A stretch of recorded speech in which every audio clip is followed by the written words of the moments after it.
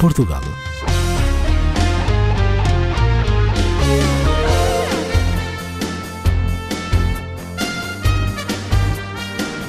পর্তুগিজরা সর্বপ্রথম বাংলাদেশে আসে অষ্টাদশ শতকে। তখন থেকেই বাংলাদেশের সাথে পর্তুগালের পরিচিতি হয়। বাংলায় তারা এসেছিল ব্যবসা করার জন্য। পর্তুগিজরাই সর্বপ্রথম বাংলা ভাষার ব্যাকরণ রচনা করে।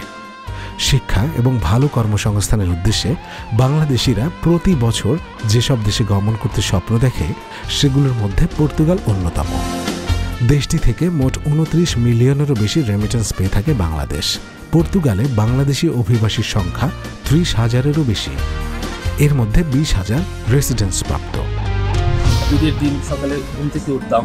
আমার বাসায় আমার বাসা পাশাপাশি ছিল। তো আমার নানাই আমাদের গার্জিয়ান হিসেবে ছিলেন। উনি সবসময় সবার আগে ঘুম থেকে উঠতেন, আমাদের গোসল করানোর জন্য। উনি সবসময় একটা লেগেই থাকতেন, উঠো, নামাজে লেট হয়ে যাচ্ছে, নামাজ পড়তে হবে, টাইমলি যেতে হবে।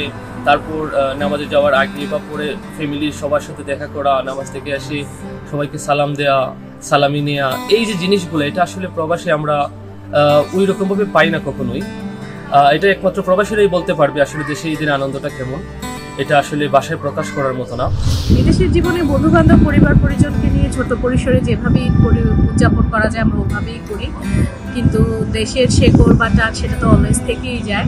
তো সেই ক্ষেত্রে বলতে পারি যে অনেক বছর ধরে ঈদ না করার কারণে দেশকে বা দেশের মানুষজনের সাথে ঈদ করার যে আক্ষেপটা সেটা থেকেই যায় সবসময়। আমরা যারা প্রবাসী থাকি, বিশেষ করে যারা ইউরোপ এবং আমেরিকা থাকে, এখানে দেখা যায় যে ঈদের দিনগুলো অনেক সময় ওয়ার্কিং ডেসে পড়ে যায়। তো এই ওয়ার্কিং ডেসে ঈদটা পড়ে গেলে আমাদের ঈদের যে আনন্দ আরও অনেক কিছু ফিকে হয়ে যায়। সো এই ইস্যুগুলো মিস করি এই ঈদে। আমার বাবাকে, বিশেষ করে বাবাকে খুব মিস করবো, কারণ রিসেন্টলি 4-5 মাস হয়ে গেছে মারা গেছে। সাধারণত আমরা যারা মধ্যবিত্ত ফ্যামিলিতে আছি তারা দেখা যায় যে শহরে, বিভিন্ন শহরে জীবন জীবিকার তাগিদে থাকতে হয়, জব করতে হয়। ফ্যামিলি যারা আছে তারা গ্রামে থাকে। তো ঈদের সময় আমরা সবাই একসাথে মিস করতে পারি। আমি আমার পক্ষ থেকে সবাইকে ঈদের শুভেচ্ছা জানাচ্ছি।